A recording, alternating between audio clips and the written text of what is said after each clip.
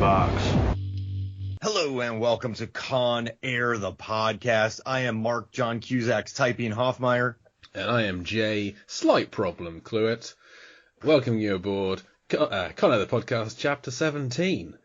On this podcast, Mark and I fly through the classic Con Air, chapter by chapter, with some of our friends. And this week, nothing will make me gladder than talking about Con Air chapter 17. What happens in Con Air chapter 17? Well, Cyrus tells Diamond Dog to let Garland out, which he cautiously does.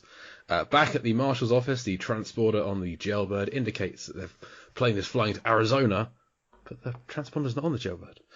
In the cockpit, Diamond Dog lets Cyrus know that Pinball isn't on board, and Poe asks what the plan is, allowing him to eavesdrop on Larkin's call to Cyrus, in which Cyrus asks how the Carson City Guards knew there were cons, and Larkin asks where the cons are going, but both lie, and Cyrus sings a little song before telling Poe they're heading to Lerner Airfield. At an airport, Tricia and Casey Poe are awaiting Cameron's arrival, but are instead met by U.S. Marshal Grant, who requests they accompany him due to a slight problem on Cameron's flight. So we need someone to help us talk about this wonderful chapter. So joining us from the site Movie Rob and from Movie Rob Minute, where he has gone through The Great Escape, Planes, Trains and Automobiles, and currently Die Hard, which has some Con Air similarities, minute by minute, is Movie Rob. Rob, welcome to the show. Hello, guys. Thank you very much for inviting me. It's such an honor and a pleasure to be talking about Con Air with you guys. Thank you for joining us. Every time that I've joined your show, so on The Great Escape, we had Henchman Mark. In we had Goon Mark. Goon Mark. In Plane, Trains, and Automobiles, we had Airport Officer Mark. We had TSA Mark. Come on, Mark. TSA Mark. And know. Let's see. In Die Hard, we had I'm Police Officer Thorny, who gets stuck. I'm a SWAT member who gets stuck in the thorns. In That's Die right. Hard. No, you were Prick Mark. Prick Mark. Oh yeah, you're right. Prick Mark. So you need a character for this. Where do you fit in? Who are you in this movie? I've always come up with alter egos in my 5 minutes at a time with you. 5 episodes, 1 minute each, and we always develop a character throughout. So who are you going to be? No, but it was always a character. It was always somebody who was, on the sidelines, like a stand-in or something like that. So you wonder I don't really know if we have it. Do we have any stand-ins in this? There are in this scene. You've got some people milling around behind Larkin. When he's doing his typing, looking at radar, and there are not necessarily in this chapter, but there are kind of background cons on the plane. Right. No, yeah, but you've probably already named all those background cons. I mean, they already have names. There is one and you know where they're all sitting too. There is con number 1, the only unnamed con. I'm the guy sitting in the back watching a movie. That's what I'm doing. Are you playing Gattaca in the background? Well, there is a guy sat in kind of the waiting room with Casey and Tricia. There's a guy sat opposite them who, I mean, he's probably reading a newspaper, but these days he could easily be watching a film on his phone. You could be that guy. There you go. That makes perfect sense. Newspaper Rob? Newspaper Rob? Or I could actually, when we first see we see Larkin. So behind him, there's like all these people running around. So I could be one of those guys in the back there, because like I like to work and watch movies at the same time. So, there is this guy. Okay. If you look at the I can't even tell you which second it is, but it's the first time we see Larkin, he's in this scene, he's tapping into the computer. Okay. So behind him on the left-hand side, there's a guy just facing away, sitting down. You guys see what I'm talking about? Yep. Okay, so there, away. That's me. Yeah. That's me. Everyone thinks I'm working, but I'm actually watching a movie. That sounds so it's right. 97. What are you watching? It's 97. Wow. It's the summer of 97, so Titanic hasn't come out yet. So, you know what? I'm probably watching like The Usual Suspects or something like that, because I don't watch something new. I watch something that's a little older. Or I could be watching The Great Escape. You never know. Oh, I like that. So whenever people come by, you switch it over to radar. And then whenever, they leave, you switch it back to The Great Escape. Okay, yeah, that's what I do there. What I do at work here is completely different, because I have my monitor facing the other direction, so no one can see what I'm watching. Hey. So I like it. You're in here looking at blinking lights, listening to John Cusack type, and watching movies. Right. No, I'm not the guy next to John Cusack. I'm the guy I know in the background, but you're still looking over. You're like, that guy, what's he doing? What's that? They're dressed the same. Yeah. Same shirt, same tie. I think It's the standard uniform of what you wear, when you're sitting in the control tower. Wait, do sitting guys wear blue shirts and standing guys wear white shirts? Because look at all the guys who are standing are wearing white shirts. It does look like that. Yeah. And the blue shirts are sitting. Even Ginny's standing wearing a white shirt, and Malloy and Larkin are both stood up, and they Larkin's typing, but he's standing typing, he's like hunch typing, and he's got a white shirt underneath his giant tan suit. And then there's that woman who's sitting wearing a blue suit. Exactly. Yeah. So the people who sit wear blue, and the people who stand wear white. So how blue is this, Jay? This is about 5%. This shot. It's not deep, but it's very blue in this scene. If you have to get up, like Jay, I have a question. If you have to go to the bathroom and you're wearing a blue shirt, do you have to roll your chair to the bathroom? Or you could take your shirt off, I guess. Would be less. Would be like not great. Like a reversible one would be fun. Like it's blue on the outside, white on the inside, and you just flip it for when you have to go if you have to go to the toilet. Oh, that's great. Like I would hate to have to go to the printer a lot because Well, maybe you need a different color if you actually are walking around as opposed to standing. You have blue sitting, white standing, but then if you move around, then maybe you have to have a different color. I think I'd go blue and white striped and just play everyone at their own game. Wow. That's but it. I win. You would have to wear a blue and white shirt. It would have to be vertical when you're walking and horizontal when you're sitting. Yeah, you got me there. Completely, Mark. Like before you signed on with your company, you're like, I was totally unaware of this. Like, look at the bylaws. It's like the chillest job ever, but you're working for the government, so yeah. Wear a white shirt when standing, and when I look at radar, I wear a white shirt. When I work on the computer, I wear a blue shirt. I like it. I mean, I love the flashing lights. You see all the blinking lights in the back, and the typical, red, green, and like I guess sort of a yellowish brownish tint to them. Just what they use in all movies. Even in Star Wars, that's what they did. You just have the colors all around to make it look like it's something that's more useful. So, second week in a row focusing on the blinking lights. Jim O'Kane did the same thing last week. Do you expect Jim to focus on something else? Come on, Jim. Actually, the thing with Jim is Jim actually knows what all those blinking lights mean. I don't. To me, they're just blinking lights. Jim will look at them and say, "Oh, that button does this, and this button does that." I mean, he looked at it and said it was Tetris, but okay. I would be making a meal if I was an extra in the background of this. I would be hitting so many buttons. I would just. Oh my gosh, I would go bonkers on buttons. You feel like you're on a slot machine kind of thing, just going all over the place.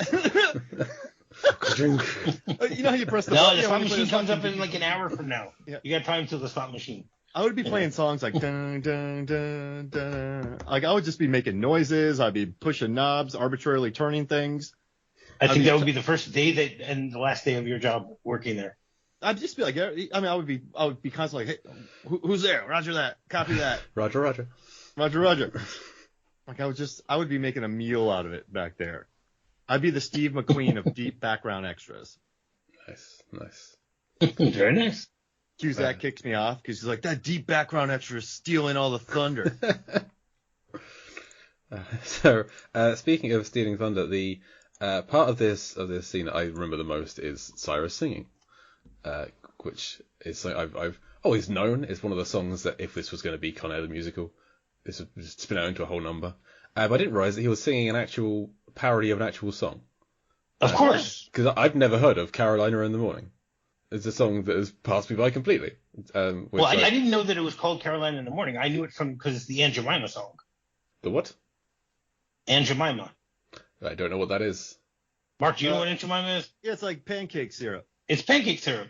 Okay, that's a brand that makes nothing it to the can UK. be finer than the taste of Aunt Jemima in the morning.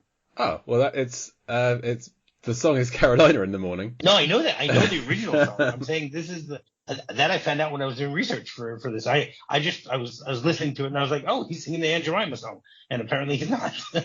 he's singing an Al Jolson song. Well, maybe it is the Aunt Jemima song, but that which is then based on this song. Maybe it's just a complete chain.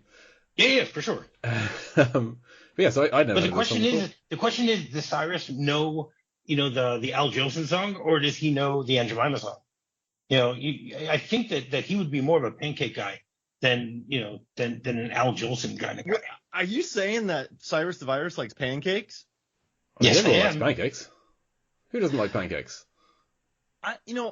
Every time I eat pancakes, I'm always too full and I don't enjoy it. You're eating too many pancakes.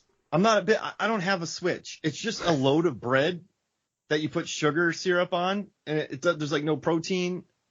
I know you're supposed to add protein on the side. The protein is the Aunt Jemima syrup. There you go. Sugar. Yeah, that's. I don't know. Rob, I'm not a pancake. I am not a pancaker. I want to put that down there. I'm not.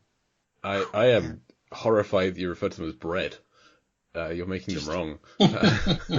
just a slab of stuff in front of you. Well, you're in far better shape than I am, Mark. So maybe you're the one who's in the right here. Yeah, apparently. Me too. I have this place next to me called the Hen Mother, and we go there probably, I don't know, twice a month. Beautiful place, huge pancakes. I do a quarter of it and I put Nutella on it. Okay, fair enough. Beautiful. It is beautiful, Jay. See, I just make my own, from an instant thing, but I still make them. My daughters, my daughters love pancakes, and I make it from the instant batter. It's much simpler and much easier, and and I'm lazy, so instead of making them small little pancakes, I make big pancakes for them, so that they each eat 3. Your Uncle Bucking it every time. Wow. I would love an Uncle Buck pancake. That's another John Hughes movie, so you should like that. The YouTube channel Binging with Babish, where he makes food from films, he made the Uncle Buck pancakes, right size, and he had to go to a factory to flip them that had custom built forklift equipment to flip. It was like his 2 millionth subscriber special because it cost him a fortune to make them. But yeah, so I'd never heard of this song before. You keep saying it's an Al Jolson song, but it's sung by a bunch of people, and it's appeared in Strangers on a Train, the Hitchcock film, which I didn't realize. 28 Days, a bunch of film appearances. I do like that Con Air comes up on the Wikipedia page for Carolina in the Morning. But it was also in I Love Lucy. Oh. But Cole Meany has a former co-star who has released a version of this song. Brent Spiner, on his album Oh Yellow Eyes Is Back, did a cover of Carolina in the Morning. No. Yeah. Wait, I can't think about Data. Data? Yeah. And wait, so he's Brent Spiner calling himself Old Yellow Eyes. Oh Yellow Eyes Is Back. And he's singing covers? He did Time After Time. As Data or Embraceable Brent Spiner? You. Carolina in the Morning. Zing Went the Strings of My Heart. Goodnight Sweetheart. I listened to the Brent Spiner version of Carolina in the Morning, and I preferred it to the Dean Martin one I also listened to. What is... This is just... Cyrus the Virus loves pancakes. Brent Spiner, Data, has a cover album. I mean, many actors have cover albums. Vinnie Jones has a cover album. Oh, yeah. Bruce Willis has an original album, I guess. But he's, but that was when he was Bruno. He was actually a singer. He wasn't just trying to work on his fame at the time. Yeah, the return of Bruno. Oh, but yeah, Vinnie Jones' album Respect, I like more than I should, I would say. Vinnie Jones is a treasure, and I love him in that show where he, the musical Medieval show. That show was a delight. And if you haven't watched it, Jay, he's in a show. It's in medieval times, and he's a guy and he sings a lot in it, and he's very funny. And it's a good show. Okay. I don't know what the name of it is, but I'm on it. I very much so enjoyed that show. I don't think there's many episodes. That's Vinnie Jones. Crime. Yeah. Well, apparently because not everyone likes it as much as you do.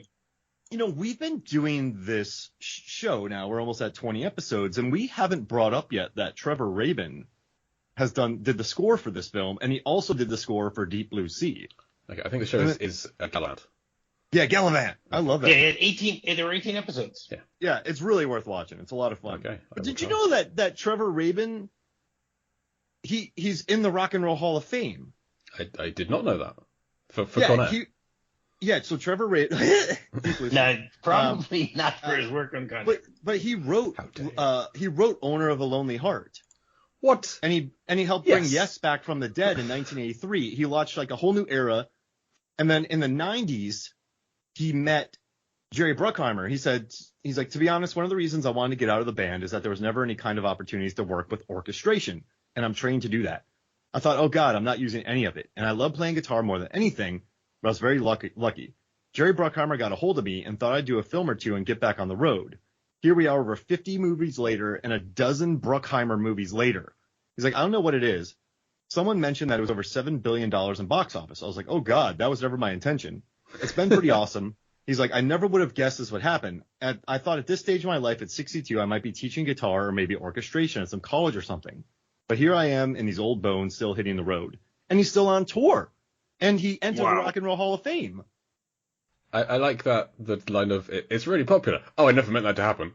I never meant this to be good. People aren't supposed to like this. Yeah. It's crazy. So he played some tracks on Days of Thunder. So he got introduced to Hans Zimmer, and then Hans was doing something. He was busy. So then they were like, oh, hey, we'll just bring in this guy, Trevor. And so he's like, I was pretty much a dark horse, a new guy, and he got the job. So like he got the job because this guy, Mark, had to go work on Speed 2. So then he got put on Con Air. But the reason I looked this up is I looked up the score.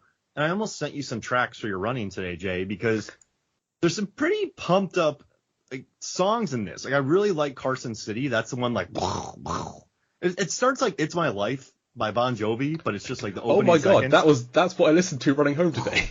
It's Really? Yeah. Oh wow. Of all the songs on a random running playlist that came up. So of all the songs, That's a good song. And listen, what I recorded like back in the day, you could sing into your phone and make it your ringtone. And I forget where I was, but it went off at like the most inopportune time, and it was my buddy going, "It's my life," like in a really bad voice, and everyone stopped and just stared at me and started laughing.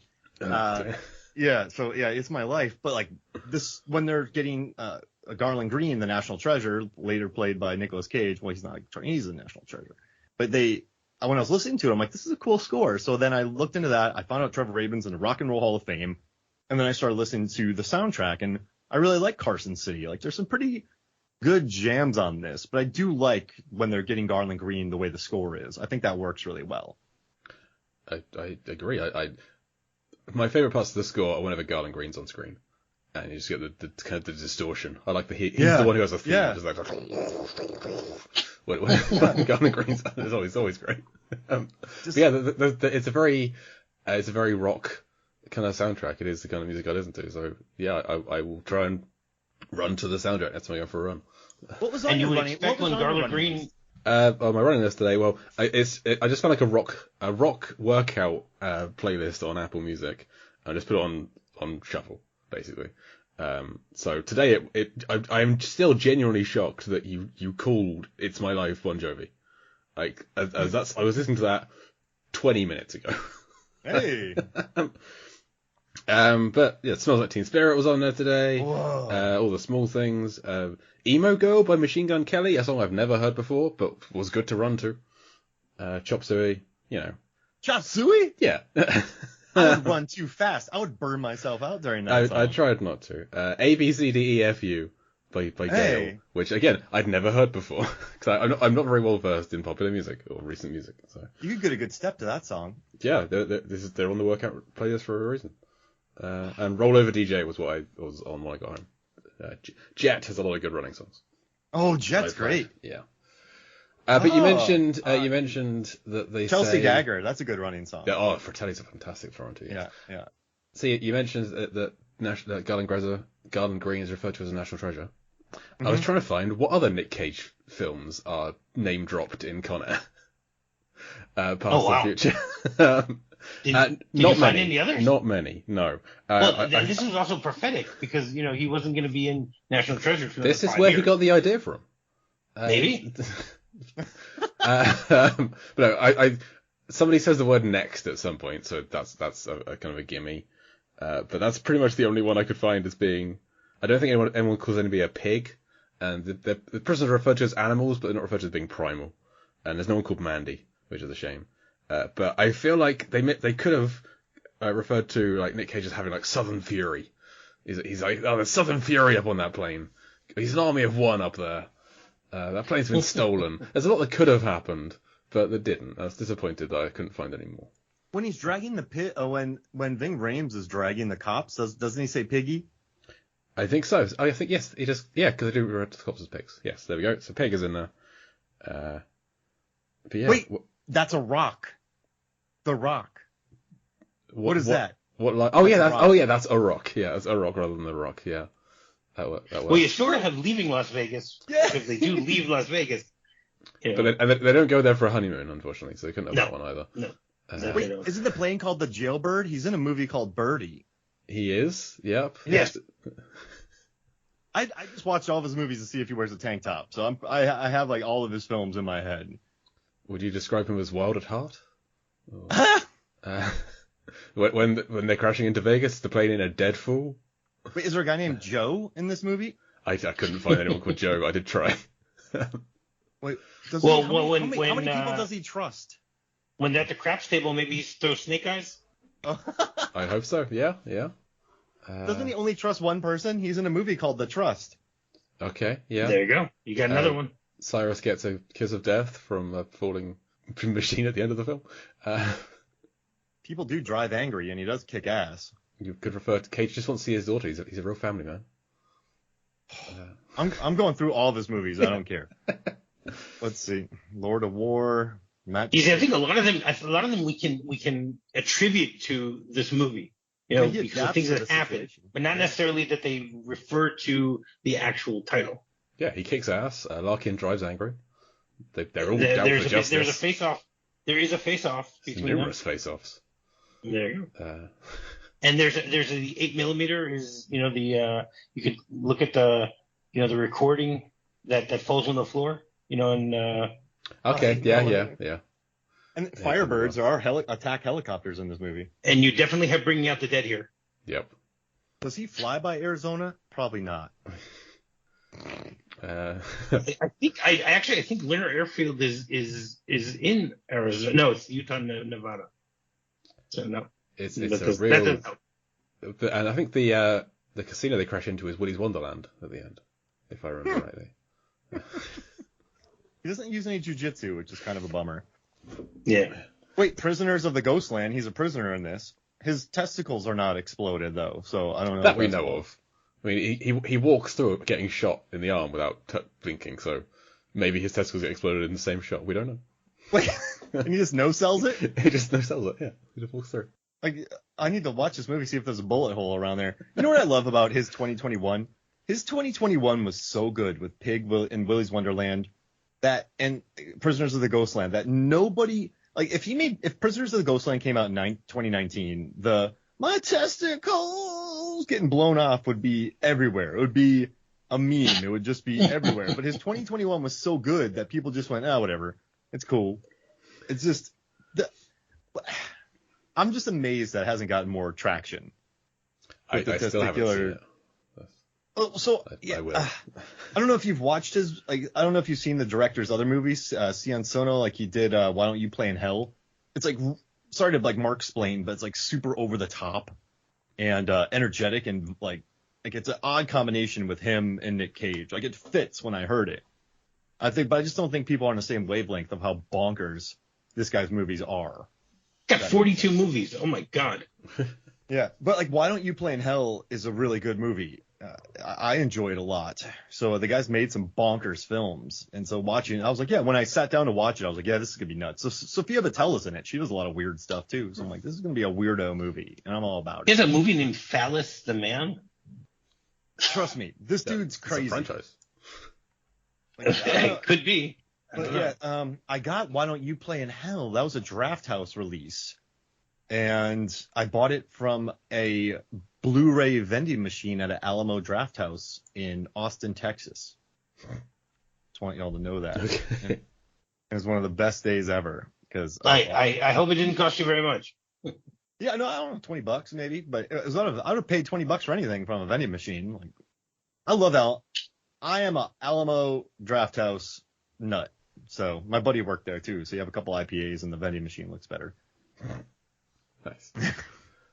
But Trevor Rabin, y'all, like this is crazy. Like this score pumps in and just hearing about how he's he also did Deep Blue Sea, so it's kind of crazy that we picked Trevor Rabin did Deep Blue Sea in this. We picked the person in the prop department who did Con Air and Deep Blue Sea. Like, we have a lot of crossover here. It makes me happy. Well, let's just say that the next film we might cover, Mark Mancino might have worked on that one. Oh wow! Little hint for the listeners to try and find out what that might be. Yeah, right. I mean, I like that he also did Armageddon. Armageddon has a great score. I love Armageddon. You know, you don't like the movie? I love it. It's fantastic. Oh, okay. Yeah, exactly. He's very jocular, and I feel like that's what Jerry Bruckheimer likes a lot of these movies. Yeah, like in Enemy of the State also. That's just a great one. Oh yeah. The cast on Enemy of the State. Oh my gosh. Yeah. What a cast. For sure. Movie Jack route. Black, Seth Green. Whenever I do your show, you always ask me. There's like a list we got to do. There's a ranking. So I really want to know, what's your top 5 Nick Cage? Like, what are your 5 favorite Nick Cage movies? Well, first of all, you should know that I'm not a big Nick Cage fan. I most of his movies I cannot stand, and it's because of the way that I can't stand him in most movies. You know, this movie I love this movie. I think it's a really fun movie, but I hate his drawl. You know, the accent that he has here is just horrendous. What are your 5 favorite John Cusack movies? No, I can give you my favorite Nick Cage films that I can also. You know, that I didn't say I can't. It's possible to find, 5 movies that I like of it. I mean, what are your top 5 Dave Chappelle films? I love Leaving Las Vegas because he dies in it. You know, but I'm not saying that that's my favorite Nick Cage, performance though. You know, that's the thing. So I'm gonna give them in random order because I can't really rank them. But I think he's great in Honeymoon in Vegas. All right, I think he's great in The Family Man. I really enjoyed him in this movie. He's also great in The Rock. And rounding out number 5, I would say National Treasure. Those are my 5. So those, like National Treasure, Honeymoon in Vegas, and Family Man, they're more earnest, sort of PG-13, comedies, adventure films, I would say. So it's not... Family Man, I wouldn't call it Family Man an adventure film. It's a fantasy. It's a fantasy. It's a what-if type of movie. No, I'm not saying that Honeymoon in Vegas is an adventure film either. I'm just saying, like, they're... Well, they do. You do have mellow. Pat Morita playing a real douche, so that works. Just they're more mellow, I guess. His performance is, like Honeymoon in Vegas. Not many people die in them. Correct. That's an interesting experience. I had never watched Honeymoon in Vegas before. And I didn't watch many young Sarah Jessica Parker movies. Like, she was good back in the day. You do realize it's Indecent Proposal. That's the same movie. Oh, with with Robert Redford, Woody Harrelson, and Demi Moore. Yeah. Oh. I think Sarah Jessica Parker, she's really good in LA Story. That's like the early film of hers that I'd know. Andy. Big S, little A, little N, big D, big Y, little I. Or maybe it was 2 E's. I don't remember. I think it's 2 E's. I seem to remember a star being in there somewhere. I don't know. It's been a while. Yeah.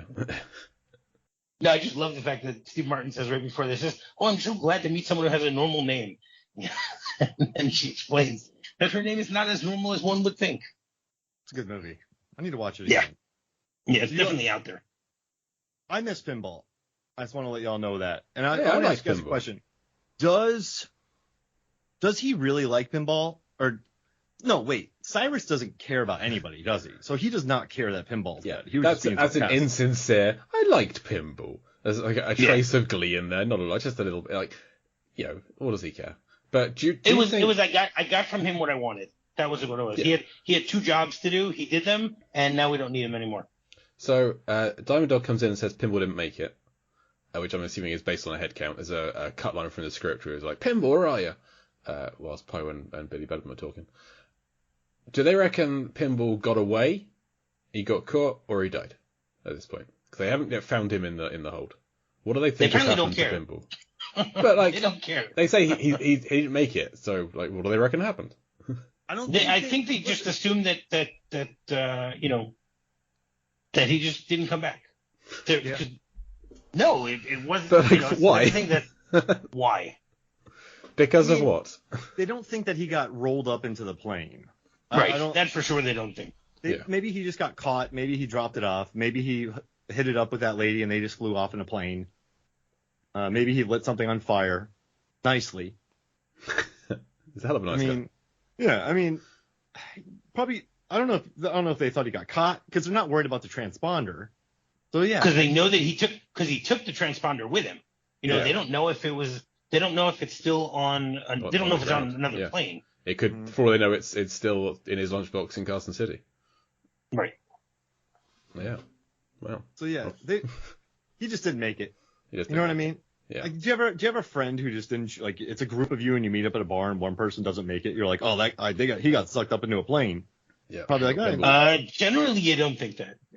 But nowadays you're gonna try and text the person or call them and say, where are you? Yeah. If I'm you trapped really in a care. plane landing gear. We're dragging, baby. I mean, when they end up showing him, I know that's not in our it's not in our chapter here. But when they do show him next week, he doesn't look smushed like you'd think that he would. But it's the week after next, 2 weeks time. Yeah, that might be expensive to have a smushed Dave Chappelle dummy on set. Just completely bloodless, squished. Yeah. And then what do you think about the conversation between Larkin? Do you think, I think Larkin, or wait, who's the guy? Cyrus sort of likes Larkin a little bit. I don't know why, but Cyrus, I don't think he likes him, but he doesn't mind him. I got the sense that he didn't like Malloy. I don't know what it was. Yeah. But I just felt like he didn't. Yeah, but it makes it sound as if he, has talked to him or something like that. Hey, I don't like him. Yeah. And then it's just Cusack chatting with Cyrus. And I like in the original script, I like what he says to them. He kind of makes their knees buckle a little bit. He goes, what? So let's figure it out. I know you got a plan. What are you going to do? Fly around till you run out of gas, crash land in some field, and if you live, make a break for it, or maybe land undetected in a busy airport and vanish into the crowd. Or maybe cross international waters and arrive at some non-extradition country and hope that they welcome you with open arms. A plane load of hardcore criminals. And if they do welcome you, you can spend the rest of your lives together. One big, happy, nasty family. Thanksgiving? Sure, be swell. Billy Bedlam, pass the yams. Garland Green. Please don't carve up the milkman. And then everyone, they look a little troubled. They're like, whoa. And then Cyrus goes, good play, Larkin. Say goodbye to Hollywood. Say goodbye, my baby. And then that's it. Say goodbye to Hollywood. Wait, that's Billy Joel, isn't it? Oh, maybe. He just keeps quoting songs. We're taking a slow ride. We're going to become immigrants. We're going a stairway to heaven. Wouldn't it be nice? It'll be a hard day's night. Yeah, that's definitely a Billy Joel song. Billy Bedlam's the son of a preacher man. In the middle of the Nile. That's where we're landing. Yeah, that's it. Yep, I love right it. there. That's the full playlist of Con Air the Musical. It's a jukebox musical, it turns out. Starring Tom Cruise. But I like you how guys should produce that. Why not? Larkin shakes their knees. I kind of like it. And then he's like, "Oh, do you have any demands?" And I'm like, "No demands." And I don't know if I would want to listen to John Cusack say all that dialogue, but like I said, he kind of shakes their knees here. Yeah, I like that. That wasn't in the script version that I found, so that was a surprise to me. I like that. But after the call, he once Cyrus ends it, he wants to know if anyone on board has any gang affiliations and if anyone's got Hayfever or partial to Montgomery Clift movies. He wants to know like the full detail of every passenger or every inmate on board, I guess. And they actually had a line of dialogue that goes against what they said a couple of weeks ago, where they said there was no contingency plans for the plane being taken over, because apparently when they refuel the plane, they only give it enough fuel to get to the next location. Oh. So he said there's a flight time radius of 102 minutes from Carson City, because that's the amount of fuel it had to get to the next airport. So that would limit where it can go. Not necessary. I don't think they need it at all in the script, but I just found it interesting. I like that better, Jay. Don't you? I mean, because it shows that they have contemplated that something could go wrong. Whereas last week it was like, it's never been contemplated. Prisoners wanting to escape.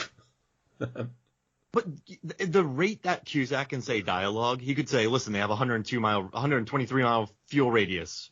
Like 102, 123, like they'll land somewhere close to here. We'll get it out. Like look for any field, airbase, right?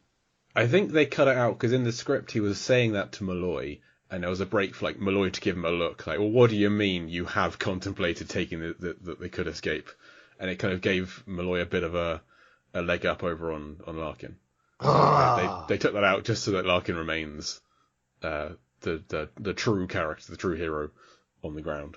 Oh man, is Malloy the guy? You know when someone raises their voice and people are like, "Stop yelling." The person's like, "I wasn't yelling," but they still spoke loudly. Like everyone knows that the person raised their voice, but since you said yelling, they completely ignore that they were just horrible. Do you think Malloy's that kind of guy? I do love when he jumps in to, like, he's been told to shut up. He's been told not to participate, and then Cyrus has a question, and Malloy jumps in straight away, and Larkin pushes him back. The look that Cole Meany gives him is incredible. Like, just this begrudging, like, yeah, I shouldn't have said anything. I'm just going to be angry at you, but I'm going to be quiet. I'm quiet angry. I'm stewing over here. Oh, you'd think that Cole Meany Malloy would still start arguing that he's the one who should be in charge here. You know, that's his personality. Yeah, he gives in a little too quickly. I think he knows when to hold him and when to fold him. When to walk away and when to run. Yeah. Okay. He's a gambler. A song I know. But I think I don't know. Maybe he realized there's levels to the game. And when I keep wanting to call him Sirius Black, when Cyrus the Virus. The Sirius the Virus. Let's see. Nothing rhymes with Sirius. Sirius the Valerius? Sirius the Delirious. There we go. Whoa! But actually, this is the second time Gary Oldman could have been Cyrus, because I think he was in the running for it, and we decided that it's a good thing he didn't, because it would have been too much Gary Oldman. So many villains. I love Gary Oldman, but if you look at his career in the 90s, just about every movie that he's in, he played a villain. That's right. And he played, thank you, Stanfield. Stanfield, is that his name? Yeah, yep. Yes, yeah. So, but he plays a villain in every movie in the 90s that he's in. Yeah, and he adds a lot of extra funk to all of them. Fifth Element, True Professional, Romance. True Romance, Air Force One. Yeah. The Russian accent. True Romance that character's nothing but funk, I would say. Yeah. True Romance. Yeah, he definitely rubs some funk on it. Drexel Spivvy, yeah. I just got the Arrow video of that movie. Oh, nice. Loaded up with extra commentaries and stuff. I love that. Wait, does it have the Tarantino cut? I don't know. Let me look. Because I've seen the Tarantino cut of that movie, and it's actually, as much as I love Tarantino stuff, the Tarantino cut is just not as good as the Tony Scott cut. The Tarantino cut, starts off with Alabama and Clarence. Calling up, calling from the payphone. That's where it starts, and then it shows the rest in flashback. The way Tarantino loves, making things non-linear. And in that one, Clarence actually dies. Oh. I don't know. I got a sticker. I have postcards. I have it's a steel box, and then I have a booklet. But yeah, no, Arrow Video's legit. They have a 50% off this week at Barnes & Noble. Just want to let everyone know. I picked up RoboCop. And I wanted Audition, but it wasn't there, so I didn't get it. Oh, I don't need to see Audition again. Once is enough. What a fun time! But also Audition. Too, in the script, we're not there yet, Jay. But in the script, Baby O tells Billy Bedlam that he's a swastika wearing, hee-haw watching mother effer. Yeah, that's next. No, that'll be a couple weeks time. I think that will be. But yeah, that's which we talked recently about which inmates wouldn't get along with the non-white inmates, and yeah, that's Billy Bedlam. He does seem the type. Yeah, we don't see a lot of scenes with him and Diamond Dog. Now, quick question. Larkin asks, he goes, I want to know who we got on board. He's like, I want to know which cons are married, which cons have kids, which are up for parole. If a guy's got hay fever, or is partial to Montgomery Clift movies. Yep. I want to know. So Is that a homosexual reference by saying that? Is he Oh, partial? I think that Larkin's supposed to be like a film buff, because earlier there's a cut line where he's like, all my plans this weekend are I'm watching all of the Planet of the Apes films. There's like a marathon on a TV channel. Like Ginny wants to go on a date with him and he just wants to stay home and watch Planet of the Apes films. So I don't think it is supposed to be any kind of a second meaning to it. Okay. Well, I didn't know that. Then again, Larkin is turning down a date with. Would be a friend of mine. There you go. Larkin is turning down a date with Ginny. Maybe he wants to join the Lamb. Well, I'm saying maybe Larkin is oblivious to Ginny's advances in favour of staying home watching Charlton Heston films. So maybe there is a layer of character that's not being developed there. I don't know. Maybe. But yeah, who do you think has hay fever on this plane? Baby-O would tell us, because we know that he has he's diabetic. He would definitely say, I've got hay fever as well. Someone get me an antihistamine. Where's my Claritin? That's the one. I'm stuffed. I mean, it can't be Johnny 23 because he's got tattoos of roses on his arm. And I feel like that would be... Actually, it could be Johnny 23 because he's like, haha, I put flowers on me, they can't hurt me. Roses. Oh, yeah. Why does hay fever have to do with him roses? Because you get hay fever from flowers. You can do. Not from all flowers. I thought it was... I'm just thinking of who has flowers affiliated with them on board. Viking definitely does. Blonde people have a lot of allergies. Yep. Okay. I mean, I know it's typically with animals. Like my cat has a lot of allergies. My brother had a boxer that was albino, had a ton of allergies. So I'm just going to give all the blonde people on this flight hay fever. Okay. And boom, hay fever done. It's got to be Popovich. You know. Popovich, yeah. Oh yeah, Popovich has got hay fever. Had. Oh, yeah, had. Woo, finally done with that. No more. He'd found out the cure. He'd worked out the cure for hay fever, and then he got shot in the head. I'm gonna get rich. Maybe that is the cure for hay fever. I mean, it definitely is the cure for many things. Yes. I mean, I do. I think Cyrus has heard of Montgomery Clift. Like he likes I bet he likes Red River. There's a lot of dad issues in that movie. Yep. Yes. And then Cyrus doesn't like his dad. Yeehaw. Yeah. So that's what I'm thinking. The yeehaw theme. Yeah. That's from City Slickers. City Slickers, not Blazing Saddles. Am I the only one who likes City Slickers too? Never seen it. You probably are the only one. Because they hunt for gold in it. And any movie if there's a quest in it, if there is a gold, if they're hunting for anything, I like it. So City Slickers 2, the Hunt for Curly's Gold. It has John Lovitz in it. Montgomery Clift is only in 18 films. Yeah. Wow. He was like drunk all the time. Quite often they wanted to throw him off the set because he was so bad. He was one of the original method actors. Yeah. It was him, Brando, and Dean. They were a bunch of maniacs. Oh, I see. He died young, 45. And look what happened to all three of them. Yeah. I've seen two of his films. Red River and I Confess. You've never seen From Here to Eternity? Nope. Imagine if the three of them were in a movie together. Brando, Dean, and Clift. And Oliver Reed. Just why not? in there. Just imagine that. Like, just what would happen with those three? Like, it would the screen just melt with the amount of like what's the word, like angry passion? Not passion. They're very, what are these guys? They're very angry. They're very depressed. They're very expressive. They're very they're whatever you need on screen. They're very temperamental. Yeah. I don't think it would be a pleasant shoot, to be honest. Instead of like Rebel Without a Cause, would be like 3 men who don't take crap. That's the name of the movie. 3 men who don't take crap. Somehow directed by David O. Russell. Just to make it even more oh gosh, awful to be around. At one point in the movie, all four of them were choking each other with hands, like different hands. It looked like a square, but they were choking each other. They all died. I've never seen such a four thing. of them. It was a quadruple choke out. It was a Mexican standoff chokeout. There we go. Oh man, just car racing, motorcycle riding. So this is the last time we see Garland Green's little straight jacket kind of thing, which we kind of glossed over last time when he got a little which is basically Hannibal Lecter. That's all they're trying it's to Hannibal do. Lecter if he was dressed as a T-Rex. Because Yes. I love the little arm things that just kind of strap him into his sides. I love those kind of things. So yeah, he looks like Hannibal Lecter, and then you have Larkin and Cyrus doing a quid pro quo.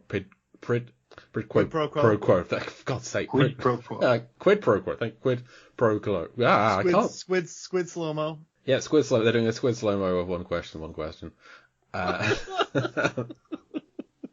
been a long day. I like Tired J. I like Loopy J. This is fun. It's good. I put a little too much rum in my cherry Pepsi Max. Yeah. This is good. We got Loose J, everybody. Episode 17. Loose J. Loose J. Jay's off the leash. He's been unshackled like Garland. J Unleashed. 4 men acting badly. I'll choke you all out at the same time. Okay.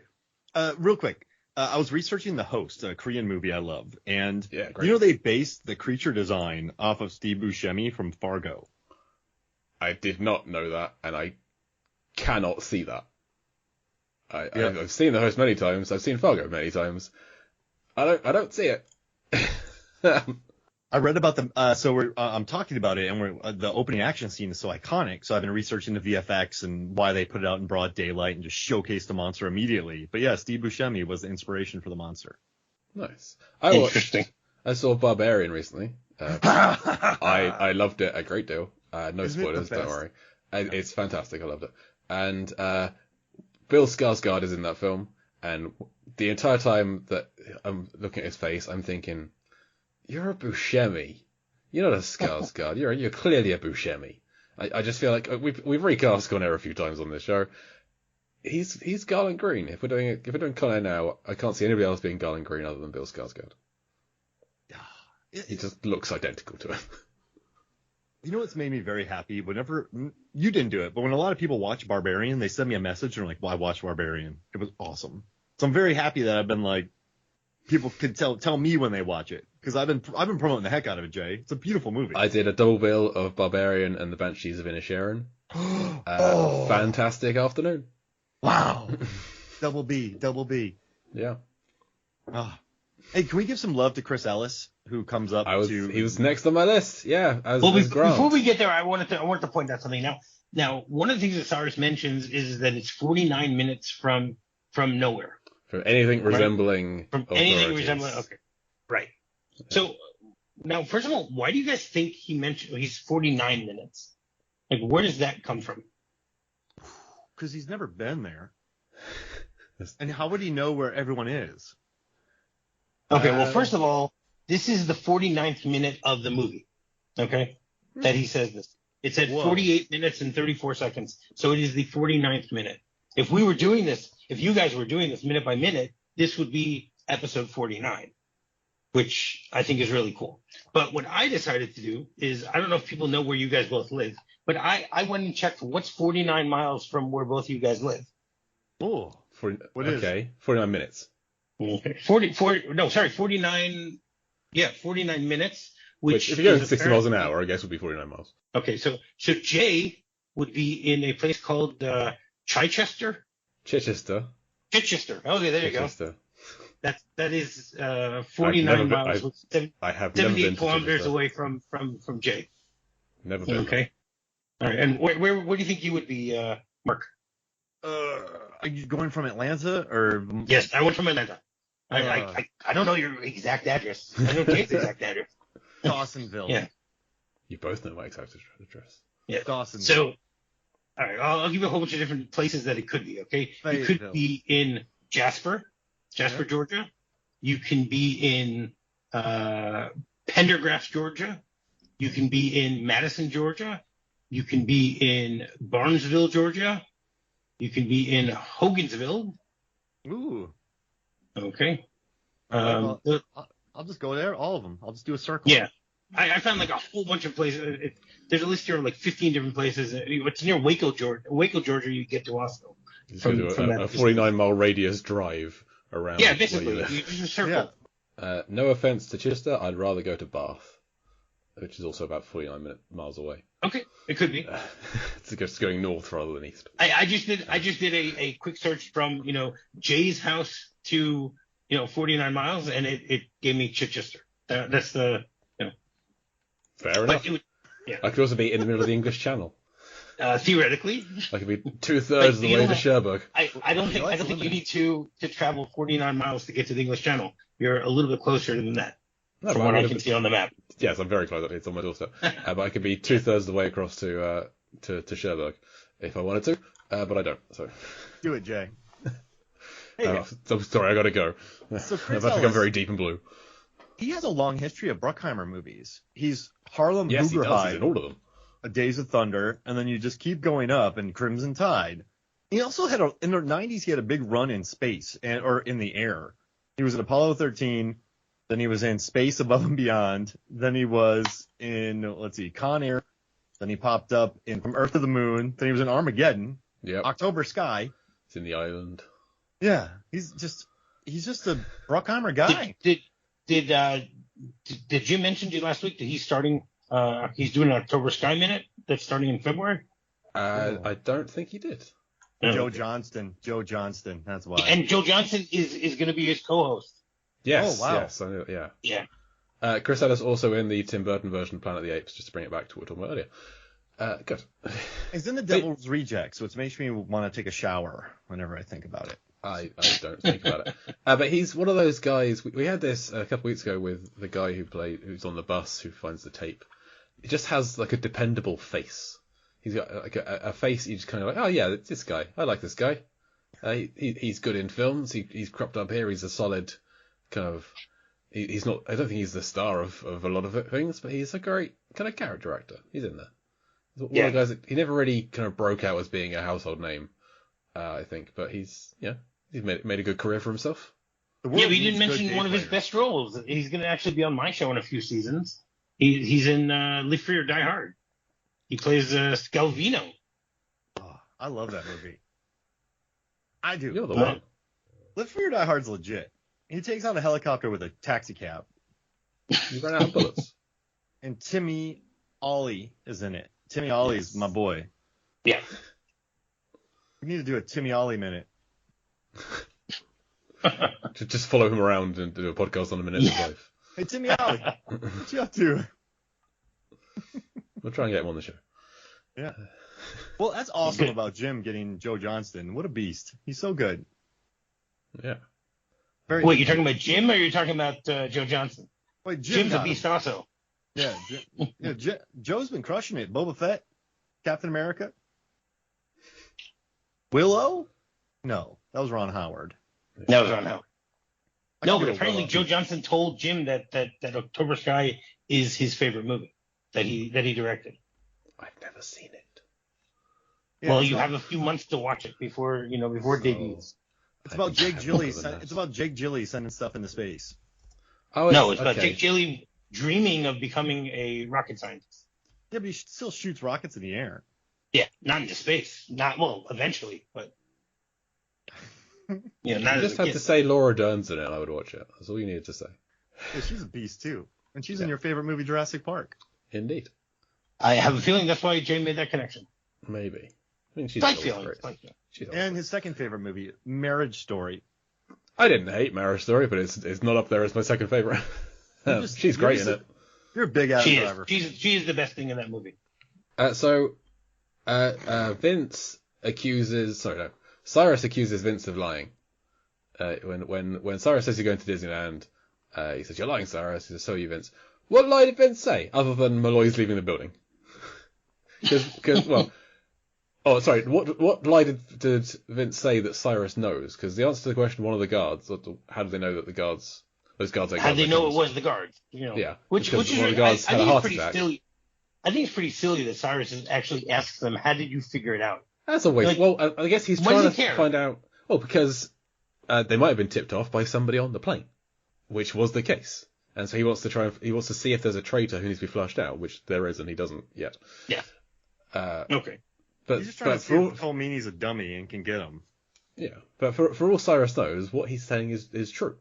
Because he knows that God Falzon is a smart guy, could have faked a heart attack. This could all be true.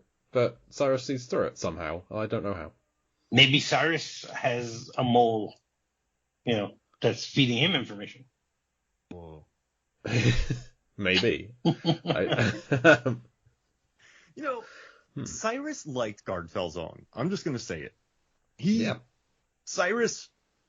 If he didn't like him, he would have killed him he would have killed him right away. He's an absolute psychopath, sociopath. So he's not. What is he? Because he doesn't have to blend in with society, so I won't take him as a sociopath.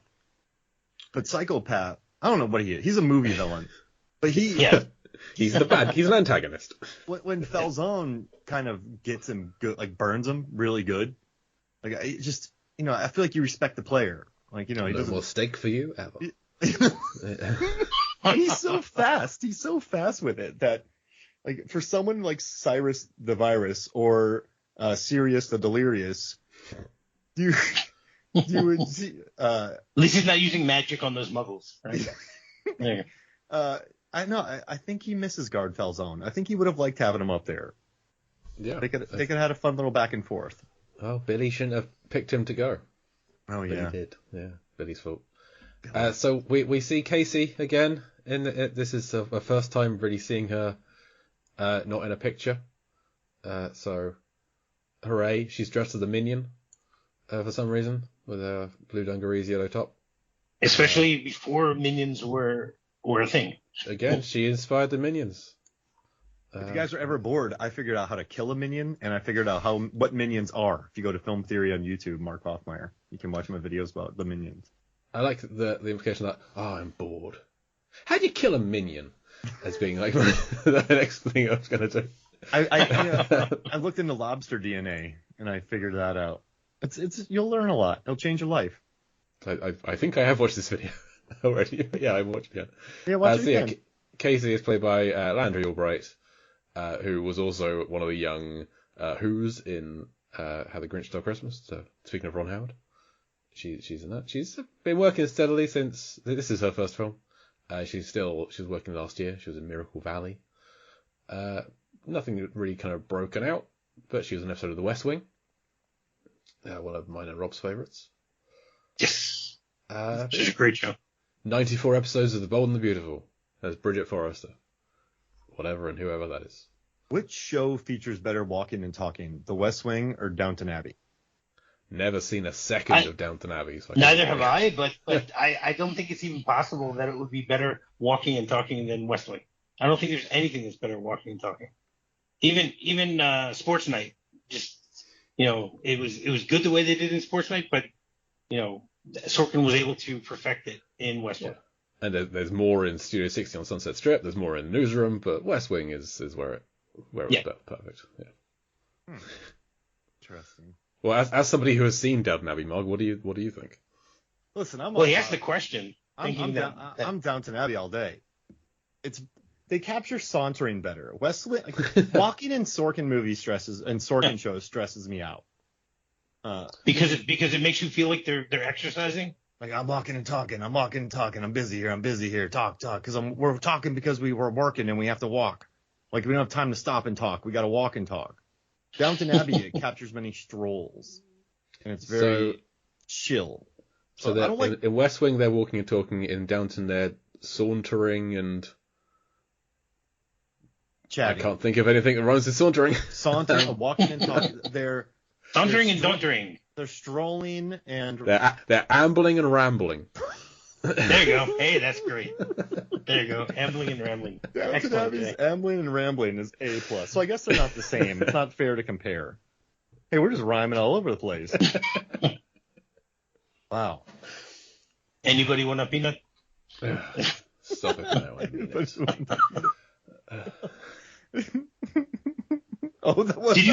Wait, when do they rhyme on that? What's the rhyme? Stop it now, I mean it. No more rhymes. I mean it. Anybody want a peanut? just thinking about sometimes just thinking about the talking in an Aaron Sorkin movie stresses me out. Throw in walking. That Lucy one wasn't bad because there wasn't a lot of walking and talking. It was a lot of standing and talking and sitting and talking. There was some walking and talking. But I was able to deal with Molly's Game's a lot of stuff at a poker table. I handled that really well. That was good. But yeah, as TV shows, no thanks. I like ambling and rambling better. Yeah. Well, in in A Few Good Men, he also does a great job of the walking and talking. Oh yeah.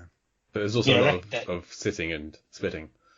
Yes. And then That's a different character. the before in franchise. Molly's Game, it's gambling and rambling. Yes. Gamble. There you go. I feel bad for using rambling twice, but I could like betting and I couldn't think of anything. And then I think the Before Sunrise trilogy maybe features the best ambling and rambling because they're just sauntering, Yeah. chatting. They're chatting and man, they're waxing poetic and walking magnetic. Wait, help me. They're waxing poetic and Waxing poetic. And What rhymes with poetic? Frenetic. That's the problem. prophetic. Kinetic. Ne- They're moving kinetic. That's just moving. Wait, Waxing poetic being kinetic. waxing kinetic and being kinetic? Yeah, because being kinetic is they're moving. So. Wow, waxing poetic and being kinetic. This is the greatest moment in my life. Oh, dear. Ambling and rambling. I think Ambling and Rambling is the best. You got that one there. Yeah, that was a good one. My one other final comment on this one is I love how Larkin chucks his headset and he's in frustration at the end of the call. He just chucks it at the desk because he's done and he's angry, and I just like that. He does it well. Larkin is... No, I can't think of anything that rhymes with Larkin. Larkin? Hey, Larkin's Bob Clarkin? No, that doesn't make sense. When he introduces himself and Malloy to Cyrus, Ginny stood right there. Yeah. Doesn't introduce her. She's just stood right behind him. And earlier when we see Larkin at the radar screen, in the background, Ginny's been over a desk trying to find some paperwork or something, and Malloy just comes up and terrifies her in some way and makes her stand back and avoid him. So I like that even when he's not the focus, Cole Meany is still on as being just an arsehole. Yeah, that's his role here. He's so good. And Cole Meany might be my MVP. It's moved on from whoever it used to be. It's now Cole Meany. I love him so much in this. here, I have a question for you guys. I know you guys like to think about these things. So who's a bigger asshole in movies? Okay, Cole Meany in this movie. Then you have Thornburg in Die Hard. Okay. Okay. Yeah. And then you got Thornburg in anything else. Then who? Thornburg in every film he's been in. Okay, well, fine. It's Thornburg in everything he's been in, and also William Atherton, career dickhead. And the third one is who? Come on, Jay. Who am I going to point out as the third one? Paul Gleason. I was going to say Paul Gleason in The Breakfast Club. I was thinking Paul Gleason. Okay, Paul Gleason in The Breakfast Club is just tired. He's just tired, and he's on there on the weekend. He doesn't want to be there, so there's a reason for it. Atherton in Die Hard is just oozing. He's out goop. for career. Yeah, he's oozing goop. He's oozing goop.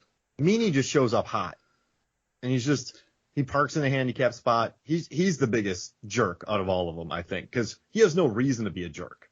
If Meany started out being like a nice guy, and then it's only since Sims was shot he then kind of turned vengeful, you could kind of understand that. But yeah, he comes in at an 11, just out of 5. Yeah, I think that's right. He's only ramped up since then. And last week he was off the chain.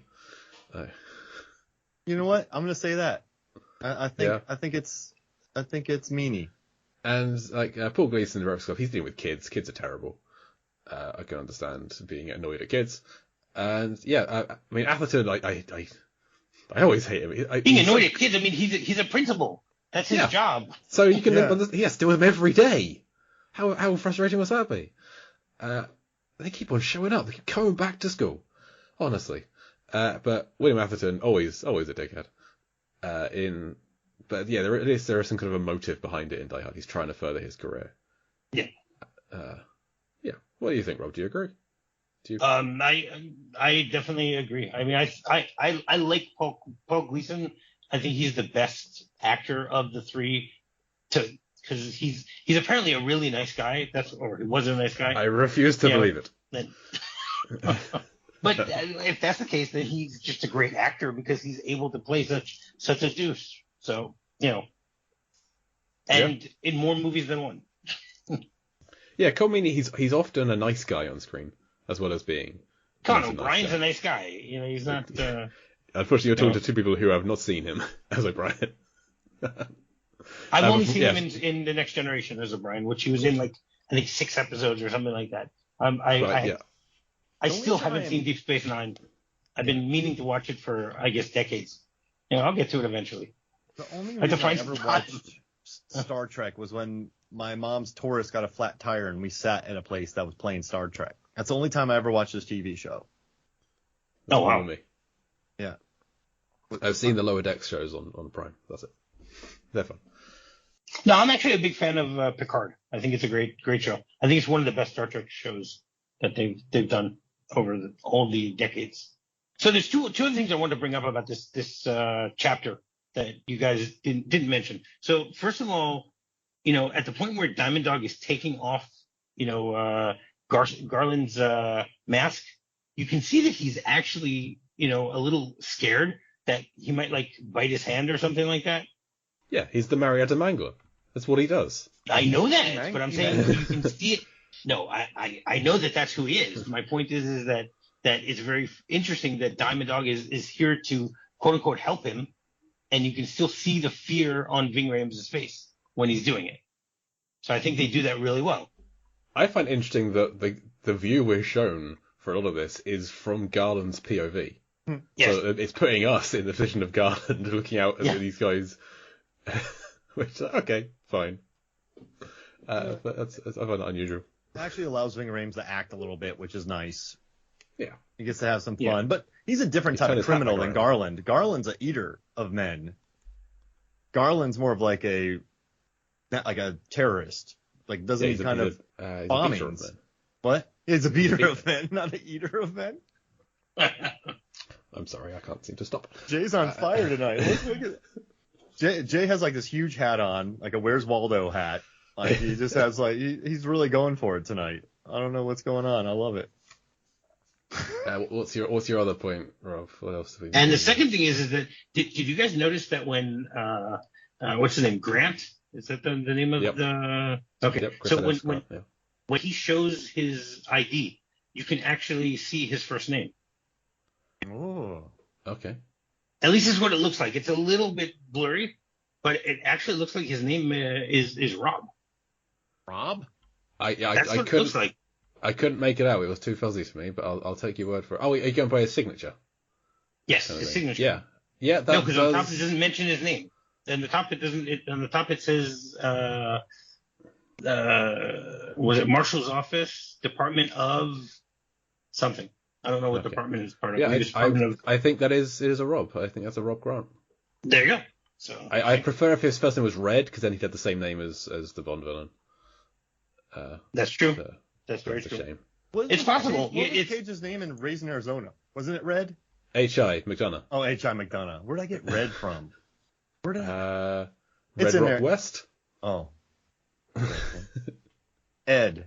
Oh, that was a weird movie. Red Rock. Oh, yeah, Ed's his wife. Ed, that's what it came. Yeah. Red Rock West. That's a good picture. Good cast. It's good, but it came out at a time when those type of movies were all coming out. Yeah. It was like the Linda Fiorentino. Exactly. Yeah. Yeah. But it had J.T. Walsh, so you got to give it that. Yeah, for sure. I love me some J.T. Walsh. Have you seen Breakdown movie, Rob? Yeah, sure. He's seen all films. No, I haven't. Yes, there are a lot of movies I still haven't seen. You've seen all the films. What'd you think about Firestorm movie, Rob? I didn't like it as much as you did. I mean, it's just a high concept. No, it's a great concept, but I just didn't like the way that they presented it. They could have done it so much better because it could have been a more diehard type of movie than it is. But they just wanted to turn it into this like super action type movie, where they're fighting fires at the same time with while they're chasing after these terrorists. Mhm. And the scene where they actually get under the fireproof, what are they called? The like fireproof sleeping bags. Yeah. That reminded me of what was the name of that movie that came out Oh, a the few really years good ago? one. Yeah, directed by Krasinski. Only the Brave. Only the Brave, exactly. So it reminded me of Only the Brave, and it actually made me sad because I remembered what happened in Only the Brave to people using those sleeping bags. Only the Brave is a wonderful movie, everybody. Yeah. Jay, have you watched Only the Brave? I have not. So Kaczynski's in it, but it also says Miles Teller. It has Jennifer Connelly, a lot of his Top Gun Maverick cast. Really good. And Okay. Josh I still haven't Brolin seen that. Joshy B. and Jeff Bridges, And MET. and you got James Badge Dale also in there. And Andy D. Stupid. So no one had last names as far as Mark H. Yeah. Mark it off. So, movie R. Any other notes on this chapter of Con Air or the film as a whole? JC. Well, I was gonna talk about Disneyland, but I think we can just we can just gloss over that. It's more than 49 miles away. Yeah, for sure. Well, actually, it's more than 102 minutes, probably. Probably Depends on which Disneyland they're going to, I guess. Anyway. I do wish Larkin was like, everyone go to Disneyland. Which one? Spit up! You go to Paris. You've broken out of prison. Where are you going? I'm going to Disneyland. Yeah. Space Mountain. Oh, man, they would lose their mind at the crowds and money it costs now. The older I get. They just said land in Disneyland. Yeah, I'm going to go land in. That's a free pass. Yeah. I would go to its own right. MGM's food, like Worldwide Cuisine Week, where they do like food around the world. That's where I would go if I was a criminal. But, go to Epcot. You want food around the world? Yeah, food around the world at Epcot. Yeah. That's a good one. Yeah. I like that. I've been there a couple times. Nice. Me too. They give you a bracelet and you spend way too much money. Isn't that the point? Yeah, it's true. I always go to the Japan section and buy more origami books and paper. Oh. You never invited me, Jay. What's going on? I didn't know you then. This is in the past. This is before we knew each other, Mark. Fair enough. Yeah. That'd have been weird if you called me up then. Yeah. Hey, stranger. I'm 10. You're 15. Come with me to Disneyland. You don't know me now. But in the future, like it's a Tomorrow War. Like you show up and invite me to Disney. Mark, we're gonna host a podcast. Get in. And what's a podcast? Don't worry about it. We don't need podcasts. Get in the time machine now. What's a rerun? Yeah. What's Deep Blue Sea? You'll see. Oh, you'll see. All the Your kids are gonna love it. So yeah, Rob, any final thoughts on Con Air?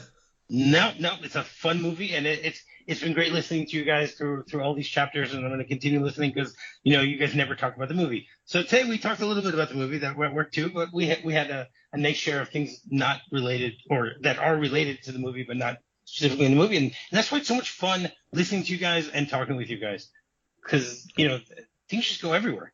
It's chaotic and it's just great. Fun. Pinball. Yeah, they pinball around. That's true. Okay. So Rob, where can the listeners find you? All right. And often me. Often. Come on, Jay. You've been on 20 episodes, and I don't know if that's often out of 400. You've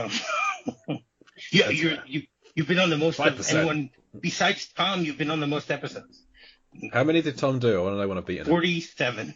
Okay, so Yeah. God, I'm in not- 9 that's okay, seasons I'll be there. Jay, you have much more, I guess you could say, screen time than he did, and you've done half the amount of episodes. Fair enough.